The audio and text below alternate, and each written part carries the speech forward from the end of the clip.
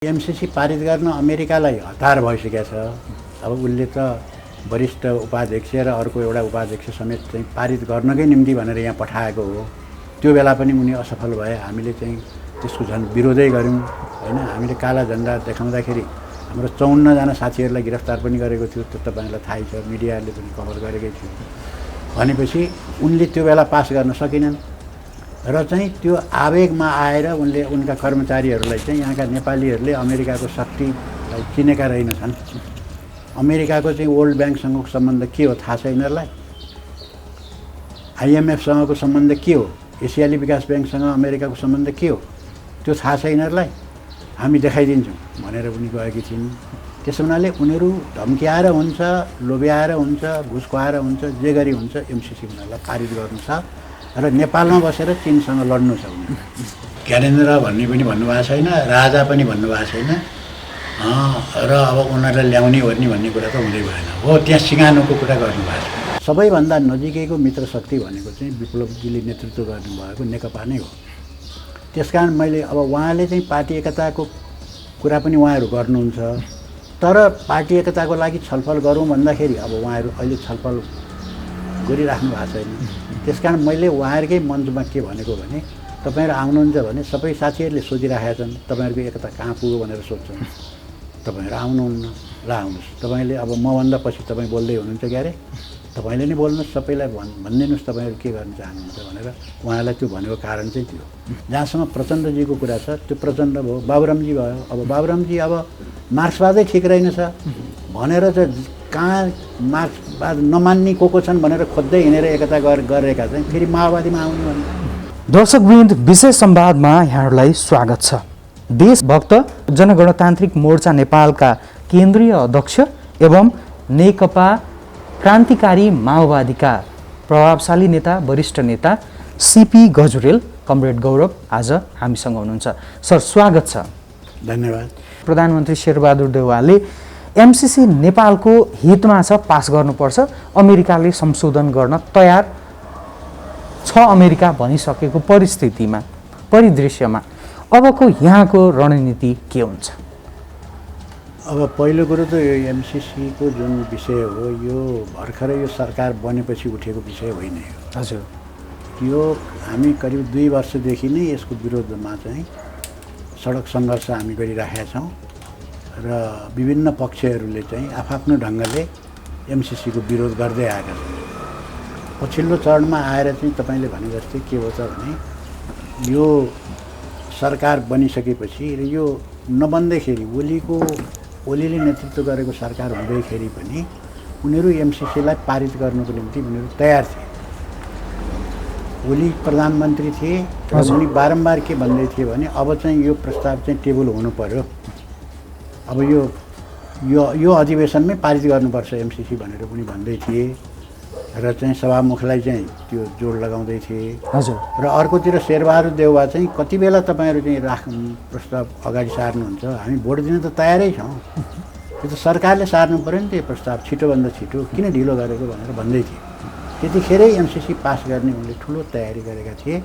तर हामीले चाहिँ कमसेकम के गर्यौँ भने सडक आन्दोलन, त्यसपछि एमसिसीको विरोधमा भएका त्यतिखेरको डबल नेकपाका साथीहरू र अन्यत्र भएका सबै चाहिँ एमसिसी विरोधीहरूलाई थोरै चाहिँ कोअर्डिनेसन हामीले गरेर सबैतिरबाट एकैचोटि आवाज उठाउने कामहरू गऱ्यौँ।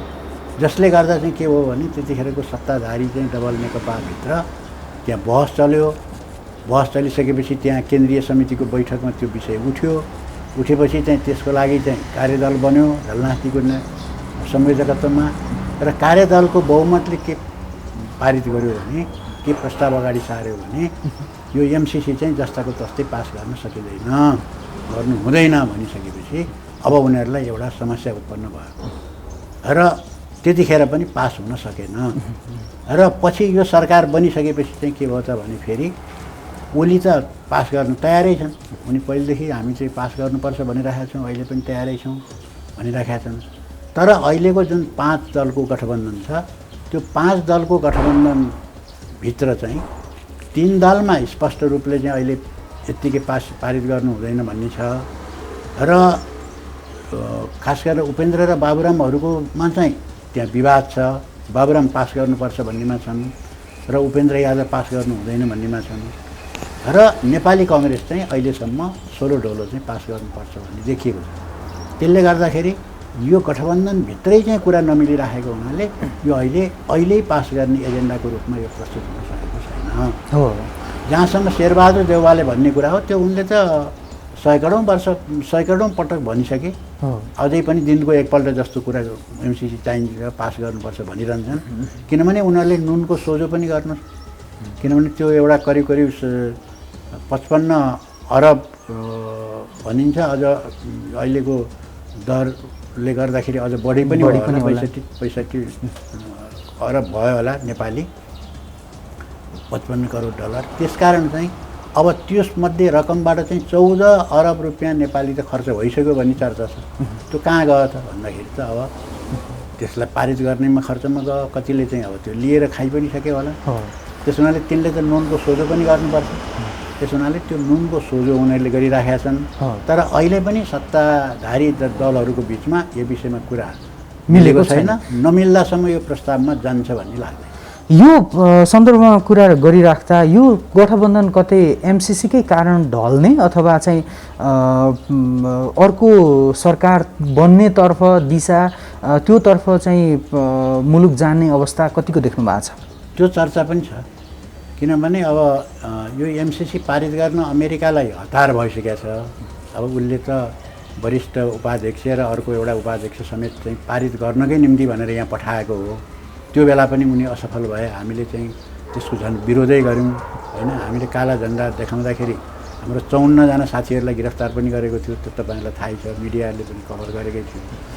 भनेपछि उनले त्यो बेला पास गर्न सकेनन् र चाहिँ त्यो आवेगमा आएर उनले उनका कर्मचारीहरूलाई चाहिँ यहाँका नेपालीहरूले अमेरिकाको शक्तिलाई चिनेका रहेनछन्। अमेरिकाको चाहिँ वर्ल्ड ब्याङ्कसँगको सम्बन्ध के हो थाहा छ यिनीहरूलाई? IMFसँगको सम्बन्ध के हो? एसियाली विकास ब्याङ्कसँग अमेरिकाको सम्बन्ध के हो? त्यो थाहा छ यिनीहरूलाई? हामी देखाइदिन्छौँ भनेर पनि गएकी थिइन्। त्यसो हुनाले उनीहरू धम्क्याएर हुन्छ, लोभ्याएर हुन्छ, घुस खुवाएर हुन्छ, जे गरी हुन्छ एमसिसी उनीहरूलाई पारित गर्नु छ र नेपालमा बसेर चीनसँग लड्नु छ उनीहरू र नेपाललाई चाहिँ उनीहरू सिरिया बनाउन चाहन्छ। त्यसकारण चाहिँ उनीहरूले प्रयास गरिरहेका छन्। तर अब अहिले सफल नभएपछि एउटा त्यो पनि भन्ने गरिएको छ कि अब कतै यो पास गर्नको निम्ति चाहिँ ओली र देउबालाई मिलाएर यो गठबन्धनलाई तोडेर ओली र देउबालाई मिलाइदिइसकेपछि त उनीहरूको बहुमत भइहाल्छ। त्यसरी पारित गर्न पनि अमेरिका तयार हुन्छ कि त्यतातिर जान्छ कि भन्ने चाहिँ प्रश्न चाहिँ उठिरहेको छ। तर त्यो अहिलेकै परिस्थितिमा चाहिँ त्यो त्यति सहज छैन। यो सन्दर्भमा कुनै समय तपाईँकै सहयात्री हुनुहुन्थ्यो, तपाईँकै कमान्डर हुनुहुन्थ्यो, तपाईँहरूसँगै एउटै भनौँ न एउटै सिरानीमा सुतेर जनयुद्ध लड्नु भएको थियो, जसको नायक प्रचण्ड अहिले यो एमसिसीको प्रकरणमा चाहिँ कहाँ हुनुहुन्छ? अहिले विशेषतः टेबल गर्ने काम सभामुखको हो।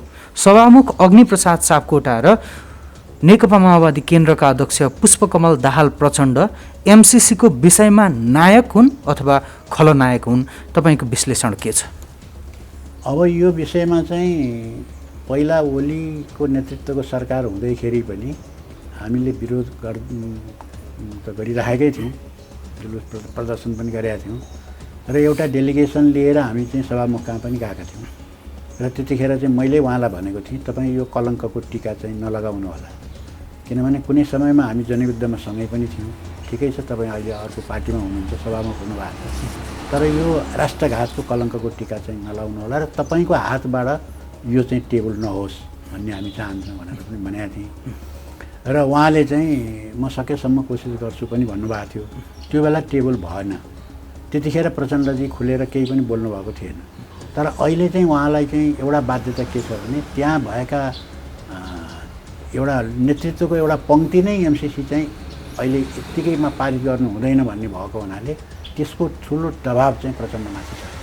दबाब हो कि आन्तरिक रूपमै यो चाहिँ देशघाती छ भनेर कुनै समय जनयुद्ध लड्दै गर्दा त भनौँ न भारतीय विस्तारवाद अमेरिकी साम्राज्यवादको विरुद्ध नै त्यो एजेन्डा जनयुद्धमा स्थापित हुँदै गर्दा त प्रचण्डले कतै त्योतिर सोच्नु भएको हो कि त्यो सकारात्मकता पनि छ कि प्रचण्डमा बाँकी के लाग्छ तपाईँलाई?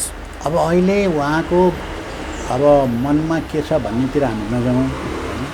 हामीले उहाँले बोलेका कुराहरू, उहाँले खेलेको भूमिकाबाट मूल्याङ्कन गर्नुपर्छ होइन। त्यसो गर्दा उहाँ अहिले चाहिँ एमसिसी जस्ताको तस्तै पारित गर्ने पक्षमा देखिनु भएको छैन। यो राम्रो कुरा हो फेरि, किनभने जस्ताको तस्तै पारित नगरेपछि चाहिँ के हुन्छ भने एमसिसी पारित हुँदैन। किनभने अमेरिकाले चाहिँ अब अस्ति आउँदाखेरि पनि यो प्रश्न उठ्यो नि त, अब यसलाई संशोधन गरिदिनु पर्यो भनेर भन्दाखेरि चाहिँ उनीहरूले के भनिन् भने, फातिमाले नै के भनिन् भने यसको संशोधन हुँदैन, यो जुन प्रस्ताव हो यो त संशोधन हुँदैन। किन यो संशोधन हुँदैन भने त्यो त पारित भइसकेको विषय हो नि त, त्यो त उल्लेख भइसकेको छ। अब त्यसलाई कसले कसरी उल्टाउने? त्यो त लिखित दस्तावेज हो त्यो होइन। भइसकेपछि अहिले उल्टाएर भन्छ र त्यो चाहिँ संशोधन चाहिँ हुँदैन, पारित चाहिँ जस्ताको तस्तै गर्नुपर्छ भनेर उनले पनि भनिन्। र पटक पटक अमेरिकनहरूले पनि त्यही भनेका छन् कि यसमा संशोधनको गुन्जाइस छैन, जस्ताको तस्तै पारित हुनुपर्छ भनेपछि के हुन्छ भने यसलाई संशोधन गरेपछि मात्रै पारित गर्ने भन्ने र जस्ताको तस्तै पारित गर्ने भन्ने बिचमा पनि त्यहाँ मिलिरहेको छैन। त्यसले गर्दाखेरि पनि के भने यो अल्झिएको छ। अब हामीहरू त यसलाई खारिजै गर्नुपर्छ भने यसको संशोधन वास्तवमै सम्भव छैन, त्यसकारण उनले संशोधन पनि गर्दैनन्। यसलाई खारिज गरेर सधैँभरि चाहिँ यो नेपाली जनताको चाहिँ टाउकामाथिको तरबार जुन चाहिँ झुन्डिरहेको छ यो तरबारलाई नै हटाइदिनु पर्छ, नत्र भने सधैँभरि एमसिसीले तर्साइरहनु पर्ने। यो हामी चाहिँ खारिजै हुनुपर्छ हो। यो सन्दर्भमा कुरा गरिराख्दा अमेरिकाले यो हदसम्म गएर उपाध्यक्ष नै पठाएर एमसिसी पास गर्नका लागि प्रमुख दलका सबै नेताहरूलाई आग्रह गर्नु, अनुनय विनय गर्नु, दबाब दिनुको पछाडि उसको चीनसँगको इन्ट्रेस्ट नै प्रमुखता हो अथवा अरू केही कारण छ? अब यसको दुईटा कारण छ। एमसिसीको लागि मरिहत्ते उसले जो अमेरिकाले गरिरहेछ त्यो सामान्य अवस्थामा त्यो गर्ने थिएन, उसले त्यो गर्दैन पनि। त्यति उसलाई थाहा पनि छ अमेरिका चाहिँ नेपालमा बदनाम हुँदै गइरहेछ दिनदिनै भन्ने कुरा अमेरिकनहरूलाई थाहा छैन भन्ने कुरा राम्रोसँग थाहा छ। तर दुईटा महत्त्वपूर्ण कारण छन्। एउटा कारण के छ भने हाम्रो नेपालकै अब केही समय यतादेखि चाहिँ एउटा युरेनियम चाहिँ नेपालका विभिन्न ठाउँमा दैलेख लगायत विभिन्न ठाउँहरूमा चाहिँ युरेनियमको खानीहरू छन् भन्ने पत्ता लागेको छ र त्यहाँ अनुसन्धान भइरहेको छ। युरेनियम भनेको चाहिँ दुर्लभ पाइने चाहिँ त्यो एउटा चाहिँ धातु हो, त्यो सामान्यतया पाइँदैन र संसारमा सबैभन्दा महँगो चिज पनि त्यो हो र परमाणु हतियारको लागि त्यो नभई नहुने चिज हो। त्यसो हुनाले त्यो चाहिँ नेपालमा पाउने भइएको हुनाले उसलाई एमसिसीको नाउँमा त्यहाँबाट चाहिँ युरेनियम निकालेर लैजान्छ। किनभने एमसिसीमा त्यो कुरा उल्लेखै छ, राम्रोसँग के उल्लेख छ भने अब युरेनियम लैजान पाइन्छ भनेर त उल्लेख हुने कुरा भयो। त्यहाँ के लेखिएको छ भनेदेखि उसले एमसिसीले जुन जग्गा जमिन अधिग्रहण गर्छ त्यो अधिग्रहण गरेको जग्गामा चाहिँ सरकारले चाहिँ अहिले दाबी गर्न सक्दैन, त्यसको सम्पूर्ण दायित्व एमसिसीमाथि हुन्छ। जबसम्म एमसिसी जाँदैन यहाँबाट तबसम्म एमसिसीकै हुन्छ भनेपछि अहिले उनीहरूले जुन एउटा नक्सा गरिरहेछन् त्यो कहाँबाट नक्सा गरिरहेछ भने जहाँ जहाँ युरेनियम छ त्यतै नक्सा गरिरहेछ र त्यतैको जमिन चाहिँ अधिग्रहण गरिरहेछ। सोचे उनीहरूले यो जग्गाका उसले चाहिँ स्वामित्व भएका मान्छेहरूले जति पैसाको माग गरेका थिए त्योभन्दा बढ्ता दिइरहेको।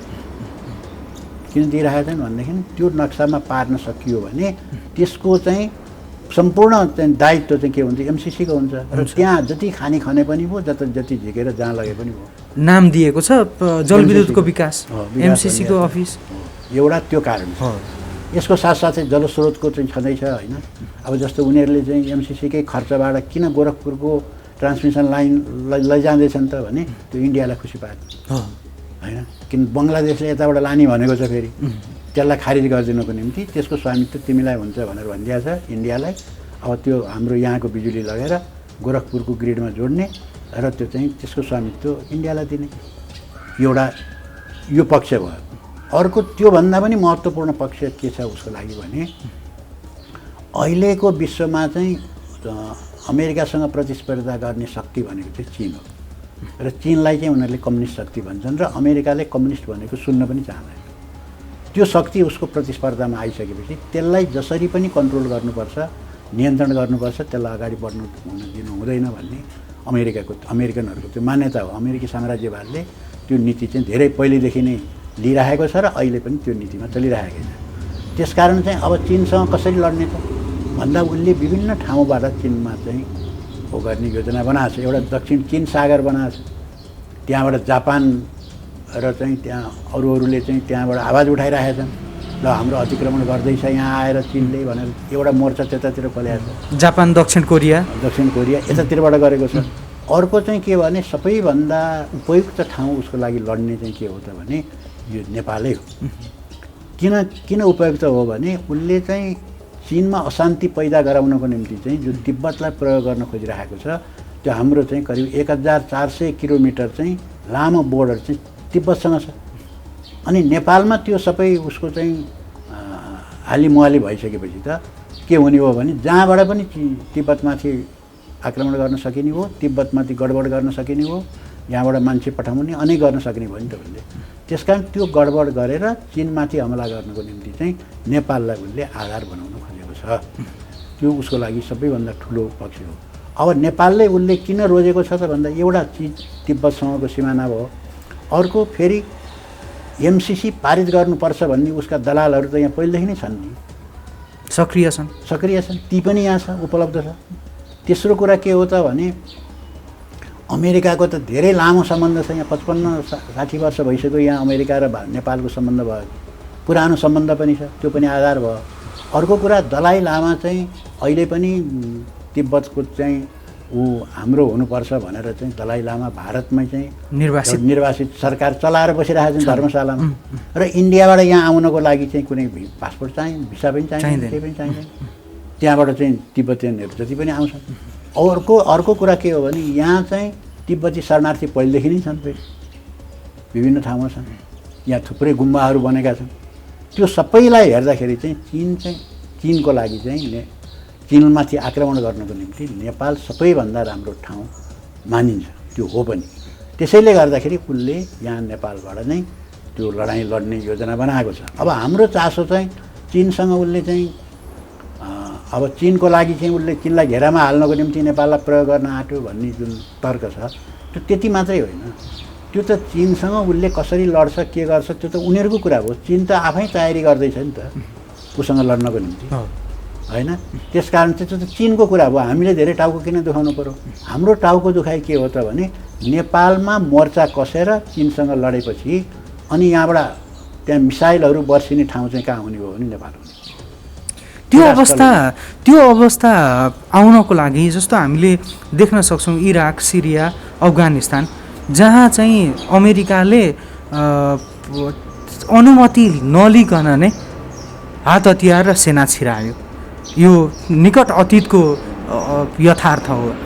नेपालमा यदि एमसिसी पास नभएको खण्डमा अर्को स्वरूपको द्वन्द्व भड्काएर चाहिँ फेरि सेना र हतियार अझै ठुलो मात्रामा पठाउन सक्ने अवस्था नहोला भन्ने आधार छ।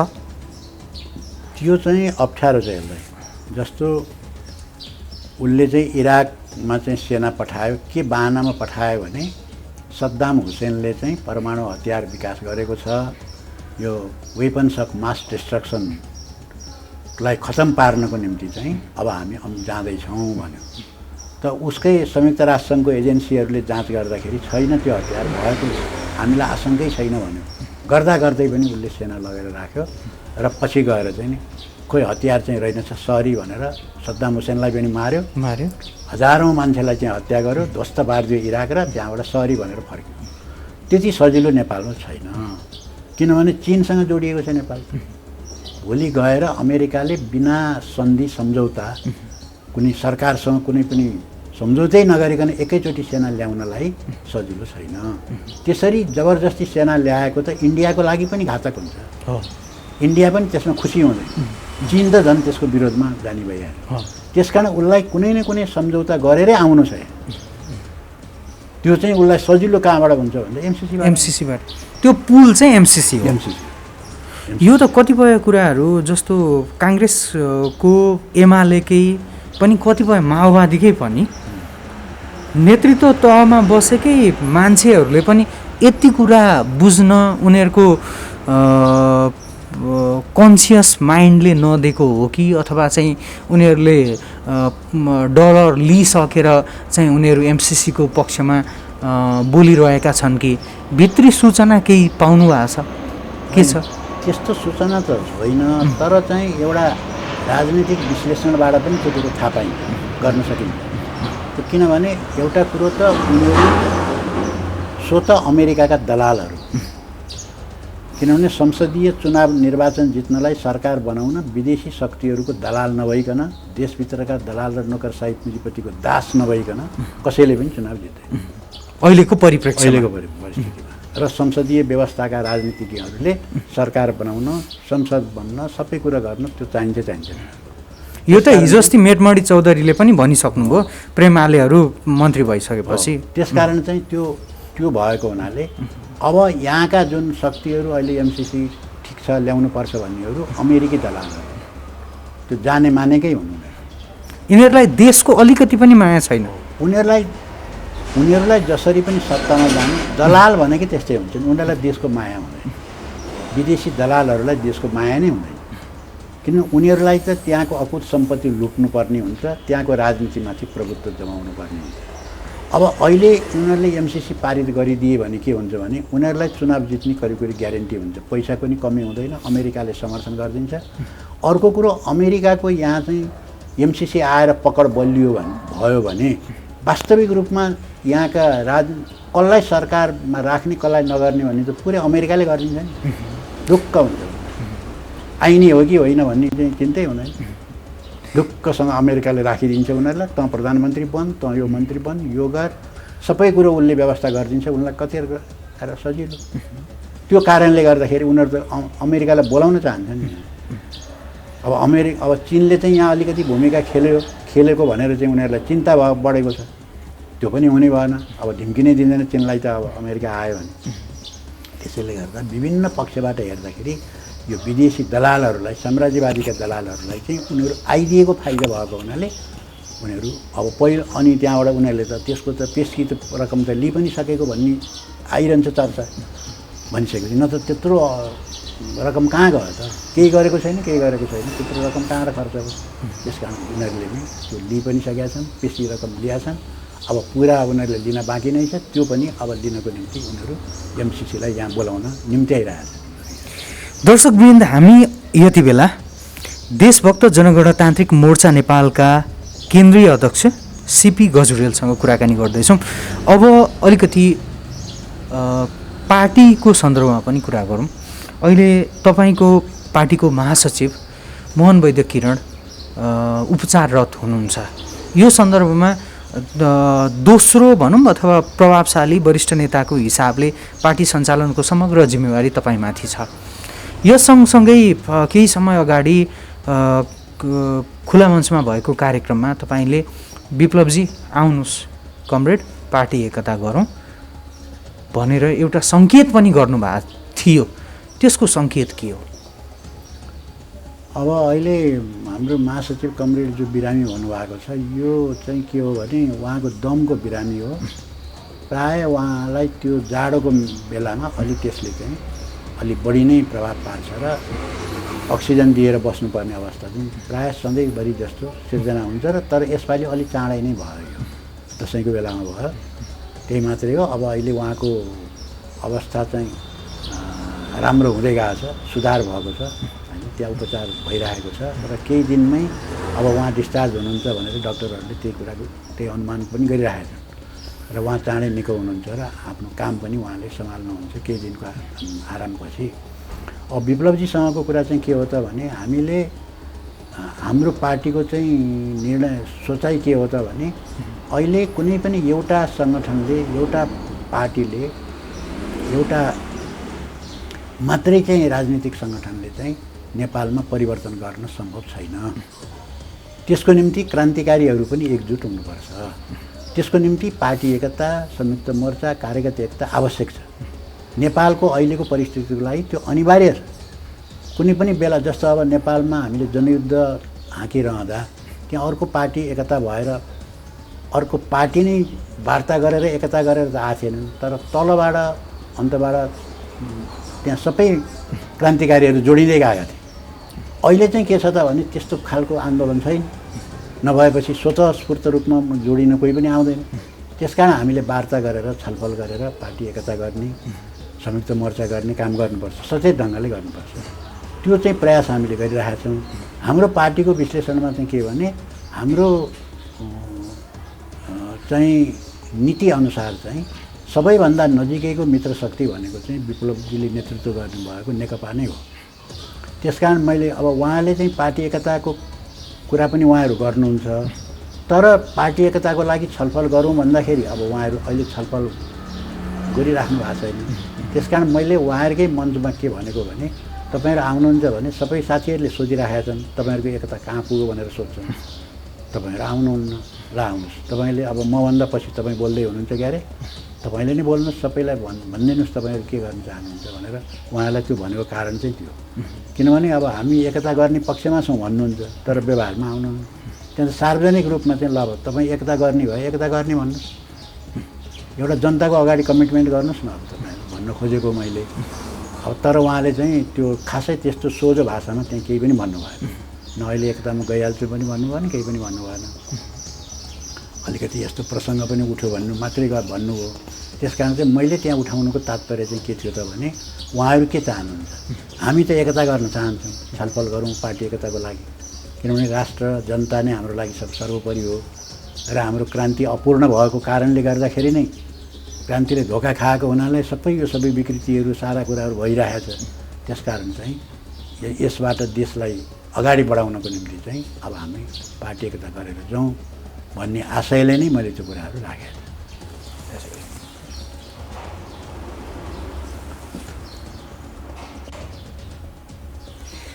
भनेपछि यदि विप्लवले खुला हृदयले सबै नीति र कार्यक्रमहरू मिलाएर बसेर कार्यगत एकता गर्ने गरी र पछि पार्टी नै एकता गर्ने गरी खुला दिलले आउनुभयो भने तपाईँहरू के नेतृत्व नै हस्तान्तरण गर्न तयार हुनुहुन्छ उहाँलाई? तपाईँहरू चाहिँ अभिभावकको भूमिकामा बसेर ल विप्लव अघि बढ, हिजोको उमेरमा पनि भाइ नै हो तपाईँहरूको होइन, अब उहाँ चाहिँ अगाडि बढेर आउँछु भनेर भन्नुभयो भने नेतृत्व हस्तान्तरण गर्न नै तयार हुनुहुन्छ तपाईँहरू? त्यो विषय चाहिँ के हो भने त्यो गौण विषय हो। पहिलो विषय चाहिँ के हो भने विचार, राजनीति, लाइन, यो कुरा प्रमुख हो। पहिला त त्यो मिल्नु पर्यो होइन। त्यसमा हाम्रो अहिले पनि अन्तर छ, त्यसमा छलफल गरेर एक ठाउँमा हामी पुग्नु पर्यो। त्यसपछि अनि नेतृत्वको प्रश्न त्यसपछि आउने कुरा हो। अब अहिले हामीलाई यो लाग्दैन कि अब त्यो जसरी बाहिर एक छलफल पनि चल्ने गर्छ कि अब चाहिँ नि दोस्रो पिँढीलाई नेतृत्व सुम्पिनुपर्छ सबै पार्टीका भने काङ्ग्रेसमा अलिक बढी नै उठिएको छ यो कुरो। पहिले एमालेमा उठ्ने गर्थ्यो होइन, अब त एमालेमा शक्तिशाली सर्वशक्तिशाली केपी ओली बाहेक अब त्यसको कुनै गुन्जाइस पनि भएन। त्यसकारण चाहिँ हाम्रो त हामी चाहिँ कुन सिद्धान्तलाई मान्छौँ भने नेतृत्व सम्बन्धमा माओले भन्नुभएको कुरालाई हामीले मान्दछौँ। यसमा उहाँले क्लियरली भन्नुभएको छ 3-in-1 को सिद्धान्त लागू गर्नुपर्छ भने। 3-in-1 भनेको एउटा क्रान्तिकारी पार्टीमा के हुनुपर्छ भने एउटा चाहिँ नि प्रौढहरू हुनुपर्छ, किनभने अनुभवको खाँचो पर्छ त्यहाँ होइन, सबै कुराहरूको आवश्यकता पर्छ। त्यस हुनाले प्रौढ पनि हुनुपर्छ त्यहाँ, अरू चाहिँ वयस्कहरू पनि हुनुपर्छ होइन। त्यहाँबाट अर्को चाहिँ युवाहरू हुनुपर्छ। नेतृत्वमा ल्याउँदाखेरि तिनटै पक्षमा ध्यान दिनुपर्छ भन्ने कुरा हो। हामी चाहिँ यही कुरामा विश्वास गर्छौँ। अब चाहिँ अलिकति उमेर जस्तो 60 वर्ष पुगेपछि रिटायर हुने भन्छन् नि, यो त जागिर खान आएर त होइन। कोही चाहिँ 80 वर्षमा पनि सक्षम भएर नेतृत्व गरिरहेका हुन्छ। अब मोहम्मद महाथिर त फेरि वर्षमा गएर 93 वर्षमा फेरि प्रधानमन्त्री हुनुभयो। आवश्यकताले चाहिँ म अब चाहिँ बन्छु भनेर प्रधानमन्त्री नै बने, नयाँ पार्टी गठन गरेर बने एकदमै भनिसकेपछि त त्यो त हुन्छ नि होइन। उमेर नै मात्रै निर्णायक होइन। त निर्णायकको विषयवस्तु चाहिँ के हो भने विचार, राजनीति, उसको लाइन, उसको सोचाइ, त्यो चाहिँ महत्त्वपूर्ण हो। हामीले देख्यौँ नि त दोस्रो पिँढीका नेता भन्ने पनि त्यहाँभित्र अन्तर्विरोध चल्दाखेरि, एमाले भित्र अन्तर्विरोध हुँदाखेरि अनि युवा पिँढी भन्नेको हालत त हामीले देख्यौँ। हो यही सन्दर्भमा कुरा गर्दै गर्दा कुनै समय तपाईँको पार्टीको महासचिव रामबहादुर थापाहरू अहिले एमालेमा पुग्नु भएको छ। उहाँहरू त सँग त अब कार्यगत एकता होस् अथवा पार्टी एकता त्यो परको कुरा भइहाल्यो होला, तर कुनै समय एउटै थालमा खाएको एउटै सिरान सुतेको प्रचण्ड चाहिँ तपाईँहरूसँग यदि संसदीय व्यवस्था मुर्दाबाद भनेर यदि आउनुभयो, जनवाद चाहिँ जिन्दाबाद भनेर आउँदै गर्दा यदि त्यो अवस्था बनाउनेतर्फ तपाईँहरूको छलफल केन्द्रित भएको छ कि छैन र प्रचण्ड यदि त्यसरी आउनुभयो भने फेरि पार्टी एकता कार्यगत एकताको सम्भावना छ कि छैन? अब पहिलो कुरो त प्रचण्डजी यसमा आउने सम्भावना धेरै कम छ। किनभने उहाँले जे गर्नुभएको छ त्यो उहाँले बुझेर गर्छ। त्यो उहाँले भ्रममा परेर गरेको पनि होइन, उहाँलाई केही बाध्यता पनि थिएन। उहाँ चाहिँ यो छोडेर, यो लाइन छोडेर संसदवादमा उहाँ गएकै। ल भन्नुहोस् त, हामीले जुन बेला चाहिँ एमालेको सरकार थियो नेपालमा, त्यतिखेर हामीले हतियार उठाएको हो। एमालेको त सरकार थियो, सरकार भएको बेलामा हामीले जनयुद्ध सुरु गरेको। पछि गएर जनयुद्धमा त्यत्रो हताहती भयो, त्यत्रो रगतको खोलो भयो, सबै कुरा गरिसकेर अब एमाले ठिक रहेछ भनेर उहाँ गएर पार्टी एकता गर्ने भनेपछि त उहाँ कहाँ पुगिसक्नु? आफ्ना सँगै हिँडेका साथीहरू छोडेर होइन, सबै छोडेर, क्रान्तिलाई छोडेर, विचारलाई छोडेर, वर्गलाई छोडेर, सिद्धान्तलाई छोडेर, सबैलाई छोडेर उहाँ जानुभएको हो नि। यो फेरि नबुझेर गएको पनि होइन हो। त्यहाँभित्रका कतिपय क्रान्तिकारी विचार राख्ने मान्छेहरू छन्, अलिक तल्लो तहका छन् होइन, जसले मुख्य भूमिका खेलेका छैनन्, परिस्थितिको त्यस्तै पर्यो भन्दै जाँदै गरेका छन्। त्यस्ताको चाहिँ चेत खुल्न सक्छ, उनीहरू क्रान्तिकारी दिशामा आउन सक्छन्, त्यो सम्भावना हुन्छ। जस्तो अहिले एमसिसीको विरोध गर्ने केही निक्ले नि भनेपछि, तर प्रचण्डजीको चाहिँ त्यो सम्भावना छैन। प्रचण्डजीले बेला बखतमा चाहिँ पूर्व माओवादीहरू एक ठाउँ हुनुपर्छ भनेर जो भन्नुहुन्छ नि, त्यो दुई कारणले भन्नुहुन्छ। एउटा कारण चाहिँ विरोधीलाई तर्साउनलाई, तिमीहरू हामीलाई धेरै थिचोमिचो नगर, ज्यादती नगर, ज्यादती गऱ्यौ भनेदेखि चाहिँ देखाइदिन्छौँ फेरि पहिलेको जस्तै भनेर तर्साउनलाई। अब दोस्रो कुरो चाहिँ के छ त भने फेरि उहाँको पङ्क्ति पनि निराश हुँदै गएको छ। उनीहरूले त केही भविष्य देखाएको छैन। थोरै नेताहरूले नै फाइदा उठाए, अरू बाँकीले त फाइदा उठाए पनि छैन। दोहोरै तेह्रै मन्त्री बन्ने, सत्तामा जाने, उनीहरूले त केही मान्छेले फाइदा उठाए। अब आम तलकाले त्यति फाइदा उठाउन सकेका छैन। अब तिनीहरू त निराश भइरहेछन्, क्रान्तिकारी लाइनतिर जानुपर्छ कि भनिरहेका छन्। तिनलाई पनि तिमीहरू नजा हो, मै सबै व्यवस्था मिलाउँदैछु भन्नको निम्ति पनि, त्यो ढाडस दिनको निम्ति हो जस्तो लाग्छ। वास्तविक क्रान्तिकारीहरूको बिचमा एकता गर्न न त प्रचण्डले गरेर त्यो हुन्छ। क्रान्तिकारी नेता भनेर अब कसैले विश्वासै गर्दैन, उनलाई सबै विश्वास गुमाइसकेका छन्। त्यो क्षमतै उनीसँग छैन। अब भनिसकेपछि उनले गरेर पनि त्यो एकता हुँदैन, अरूले पहल लिनुपर्छ त्यसमा। उनी त्यो पहलमा जानेवाला पनि। अब यही सन्दर्भमा कुराकानी गर्दै गर्दा प्रचण्डसँग तपाईँको पछिल्लो भेट कहिले भएको थियो? यदि त्यहाँ चाहिँ केही यो पार्टीकै सन्दर्भमा केही कुरा भएको थियो कि थिएन? कति लामो समय भयो? त्यो त धेरै भयो। भेट त अब त्यस्तो बाइ द वे संजोगले कतै काहीँ भेट हुने भन्ने कुरा त अब कार्यक्रमहरूमा हुनसक्छ, भएको छ त्यस्तो। तर कुराकानी त्यस्तो केही भएको छैन। ठोस रूपमा पार्टी एकता गरौँ भनेर हाम्रो पार्टी अलग भइसकेपछि त्यस्तो कुरा भएको छैन, भएकै छैन। त्यत्रो वर्ष सँगै हिँडेका साथीहरू, तपाईँले पनि फोन गर्नु भएन, उहाँले पनि फोन गरेर यसो बसौँ भन्न त सकिन्थ्यो होला नि त कमरेड? होइन, त्यो बस्ने भन्ने त्यसको खासै अर्थ पनि नभएर पनि होला। मैले पनि उहाँलाई बसेर भेटेर के चाहिँ गर्नु छ र मैले फोन गर्ने, के गर्ने र त्यहाँ भेटेर हेलो के छ तपाईँको हालखबर भने त्यसको लागि चाहिँ त अब त्यत्रो योजना बनाएर फोनै गर्ने, यो गर्ने। अब उहाँले पनि त्यही ठान्नु भेटेर के छ र कुरा गर्ने कुरै मन न हो, कतै उताको मन पनि फर्किन्थ्यो कि यताको मन पनि केही सम्भावनाको खेल त हो राजनीति। होइन, सम्भावना त हुन्छ, तर के भने त्यसको सम्भावनाको नि सीमा हुन्छ, सीमाभित्रको सम्भावना हुन्छ। जहाँसम्म प्रचण्डजीको कुरा छ त्यो प्रचण्ड भयो, बाबुरामजी भयो। अब बाबुरामजी अब मार्क्सवादै ठिक रहेनछ भनेर चाहिँ कहाँ मार्क्सवाद नमान्ने को छन् भनेर खोज्दै हिँडेर एकता गरेका चाहिँ फेरि माओवादीमा आउने भने त्यो कहीँ हुने कुरा हो। त्यसकारण त्यो सम्भव छैन। तर त्यहाँभित्र भएका क्रान्तिकारीहरूले चाहिँ अब उनीहरू असफल हुँदै गएको हुनाले उनीहरूमा ठुलो चाहिँ फ्रस्ट्रेसन जुन पैदा भएको छ, फेरि क्रान्तिकारी आन्दोलन चाहिँ उठाउन हामीले सकियो भने त्यतातिर उनीहरूको आशा बढी भयो भने उनीहरू आउन नि सक्छन्। त्यहाँभित्र क्रान्तिकारी छँदै छैनन् भन्ने कुरा चाहिँ। यो सन्दर्भमा कुराकानी गर्दै गर्दा यो जति पनि जुन किसिमको आन्दोलनहरू उठाइराख्नु भएको छ, अब विप्लव एकातिर हुनुहुन्छ, तपाईँहरू अर्कोतिर हुनुहुन्छ, जुन तपाईँहरूको पार्टीको लाइन छ नि, एउटा राजनीतिक आन्दोलनलाई उचाइ दिनका लागि पनि एउटा लामो समय चाहिन्छ। जनयुद्ध नै 10 वर्षसम्म चलेको थियो, त्यसले मात्रै अलिकति राजनीतिक परिवर्तन, अलिकति सामाजिक परिवर्तन, अलिकति जनजीविकाको सवालमा थोरै भए पनि जनताले चाहिँ आवाज उठाउन सक्ने ठाउँमा पुगे। त्यस पछाडि अब तपाईँहरूले चाहिँ के विश्लेषण गर्नुभएको छ, के मन्थन गर्नुभएको छ, तपाईँहरूको विचार विवेचना के छ, विमर्श कसरी गरिराख्नु भएको छ, कि तपाईँहरूले अगाडि बढाइराख्नु भएको जनवादको लाइन कहिलेसम्ममा सफल हुन्छ, यो जीवन्त एउटा निरन्तरता कतिसम्म जान्छ, के छ, के विश्लेषण छ तपाईँहरूको? अब त्यो कहिले हुन्छ भन्ने कुरा त भन्न सकिँदैन। त्यो हामीले जनयुद्ध सुरु गर्दा पनि हामीले ठ्याक्कै यो वर्ष यो हुन्छ भन्न त सकेका थिएनौँ होइन। त्यो परिस्थितिमा निर्भर गर्छ, त्यो चाहिँ तीव्रतामा जान्छ कि त्यहाँ त अर्को पक्षले दमन पनि गरिराखेका हुन्छ, न ठुलो धक्का खान्छ कि त्यो त भन्न सकिँदैन। तर अहिले चाहिँ पछिल्लो चरणको कुरा गर्दाखेरि अहिले चाहिँ कुन विषयले चाहिँ नेपाली जनतालाई चाहिँ एकताबद्ध गराउनु पऱ्यो नि, त्यो विषयले हुनुपर्छ त्यस्तो, अनि त्यसले एकताबद्ध गराउनु।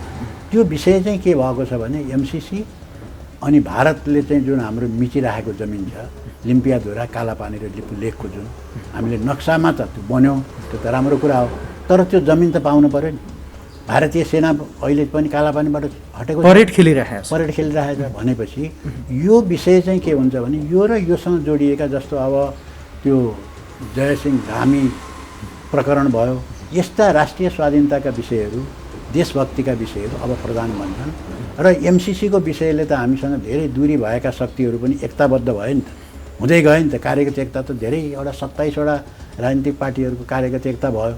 कसरी भयो त भन्दा सबै कुरो मिलेर भएको त होइन, एउटा जुन मुख्य विषय हो त्यसमा हाम्रो चाहिँ कुरा मिल्यो। मिलेपछि चाहिँ हामीले चाहिँ अरू कुरा हामीले नउठाउँ, त्यसैमा केन्द्रित भएर अब पहिला त देश बचाउनु पर्यो। देशै भएन भनेदेखि त हामी कहाँ गएर राजनीति गर्ने, कसैको लागि पनि कल्याण छैन नि त। पहिले त देश बचाउनु पर्यो, त्यो देश बचाउनको निम्ति चाहिँ हामी एकताबद्ध हौँ भनेर हामीले यो कार्यगत एकता गरेको। यो कार्यगत एकता विस्तार हुँदै गएको छ र अघि तपाईँले भनिहाल्नुभयो, सडकमा पनि मान्छेहरूको उत्साह अलिक बढी नै देखिन्छ। नत्र भनेदेखि थोरै मान्छेहरू जुलुसमा आउँथे, अहिले चाहिँ मान्छेहरू धेरै जुलुसमा देखिन्छ। अझ धेरै शक्तिहरूले हामी पनि आउँछौँ भनिरहेका छन् त्यहाँ त्यो आन्दोलनमा। त्यस कारण आन्दोलन बढ्दै जान्छ र यो परिस्थितिले के गर्न सक्छ त भने एउटा क्रान्तिकारीहरूको शक्तिलाई पनि बढाउँछ र यो देशभक्तिपूर्ण आन्दोलनले चाहिँ अहिले चाहिँ नेपालीलाई सङ्गठित गर्ने एउटा महत्त्वपूर्ण मुद्दा बनेको छ। त्यस कारण यसैलाई केन्द्रमा राखेर हामीले विभिन्न राजनीतिक शक्तिहरूसँग वार्ता गरेका छौँ, छलफल गरेका छौँ। यो सबै भइरहेछन्। जसलाई चाहिँ के अरे राजावादी भनेर भनिन्थ्यो, उनीहरू पनि एमसिसीको विरुद्धमा राम्रैसँग इमान्दारीपूर्वक आएका छन्। हामीले एउटा आचार संहिता बनाएका छौँ, त्यो आचार संहिता कसैले उल्लङ्घन गरेका छैन। इमान्दारीपूर्वक त्यो आन्दोलनमा चाहिँ त्यही एजेन्डालाई केन्द्रित गरेर सबै आन्दोलनमा हामी उत्रेका छौँ। त्यसकारण चाहिँ के छ भने अहिलेको अवस्थामा चाहिँ राष्ट्रिय स्वाधीनताको विषय नै अहिले चाहिँ केन्द्रमा त्यही नै हुन्छ। अहिले हामीले राष्ट्रिय आन्दोलनलाई उठाउँदै जाँदाखेरि हामीले भनेको चाहिँ जनगणतन्त्र, अब त्यसलाई हामीले शर्तको रूपमा अहिले लिँदैन। जनगणतन्त्र मान्ने जति आओ नभए नआओ भन्ने कुरा हुँदैन नि। देशको सबैको साझा हो नि, देशको माया सबैलाई छ, सम्पूर्ण जनताले बचाउने हो देशलाई भनेदेखि त्यो कुरा छोडिदिउँ। अहिले चाहिँ के हो भनेदेखि एमसिसी खारेज हुनुपर्छ यो मुद्दामा। यो तपाईँहरूले परिकल्पना गरेको जनगणतन्त्रमा राज संस्था अथवा राजतन्त्रको पनि स्पेस हुन्छ? त्यहाँ राजतन्त्रको स्पेस हुँदैन, राजतन्त्र भन्ने नै हुँदैन। जनगणतन्त्र भन्ने बिनाकै व्यवस्था। मैले किन जोड्न खोजेको भने केही समय अगाडि एउटा टेलिभिजनमा तपाईँको पार्टीको महासचिवले सिङ्गानुको उदाहरण दिएर केही भनाइराख्नु भएको थियो, त्यसले चाहिँ धेरै राजावादीहरूलाई उत्साहित बनाएको छ। त्यो के हो भने उहाँको अन्तर्वार्ता मैले पनि सुनेको छु, मैले दुईपल्ट सुनेँ। त्यहाँ उहाँले ज्ञानेन्द्र भन्ने पनि भन्नुभएको छैन, राजा पनि भन्नुभएको छैन, र अब उनीहरूलाई ल्याउने ओर्ने भन्ने कुरा त हुँदै भएन हो। त्यहाँ सिंगानुको कुरा गर्नुभएको छ।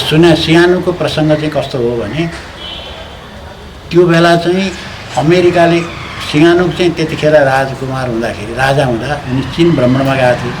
चीन भ्रमणमै गएको बेला पारेर उनले चाहिँ त्यहाँ कु गरायो, सिआइएमा कु गरेर उनलाई बाहिरै उनलाई अवैध घोषित गरिदियो र चाहिँ अर्को सरकार अमेरिकाले बनाएर त्यहाँ के भयो भने अमेरिकाले आक्रमण गरिसकेपछि मुख्य चाहिँ अब कसरी अमेरिकालाई हटाउने हो, राष्ट्रिय स्वाधीनता कसरी हासिल गर्ने भन्ने कुरा चाहिँ प्रमुख बन्यो। र त्यहाँको कम्युनिस्ट पार्टीले सचेत ढङ्गले चाहिँ सिंगानुकसँग चाहिँ सम्झौता गर्यो र हामी मिलेर चाहिँ यो अमेरिकी साम्राज्यवादका विरुद्ध लडौँ र देशलाई स्वाधीन बनाऊँ भनेर चाहिँ उनीहरूको सहमति भयो। पछि चाहिँ गएर चाहिँ अमेरिकालाई त्यहाँबाट लखेटेपछि सिंगानुकलाई राष्ट्रपति बनाइयो।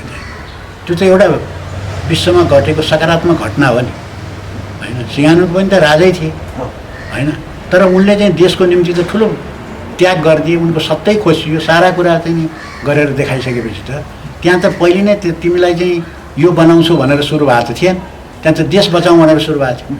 त्यस कारण हामीले अरू कुनै शर्त हामीले राखेका छैन। अहिले हामीले के राखेका छौँ भने तपाईँलाई मैले भनिहालेँ, अब चाहिँ राष्ट्रिय स्वाधीनता जोगाउने, देश बचाउने मुख्य कुरा हाम्रो लागि यो होइन। त्यो त गर्न सबैलाई अधिकार छ नि देशमा बस्नु। हामी देश बचाउँछौँ भन्दा पनि नपाउने त हुँदैन नि। त्यसो कारण चाहिँ अहिलेको मुख्य एजेन्डा त्यो हो। उहाँले त्यही विषयमा भन्नुभएको हो। तर अब त्यसलाई चाहिँ अलिकति चाहिँ उ गराइदिनेहरूले त्यसलाई चाहिँ अलिकति बङ्ग्याएर प्रस्तुत गरेर ल यिनीहरूले राजालाई सपोर्ट गरे, राजालाई ल्याउने भए, अनेक कुराहरू चाहिँ जुन गरेका छन् त्यो फजुल कुरा हो।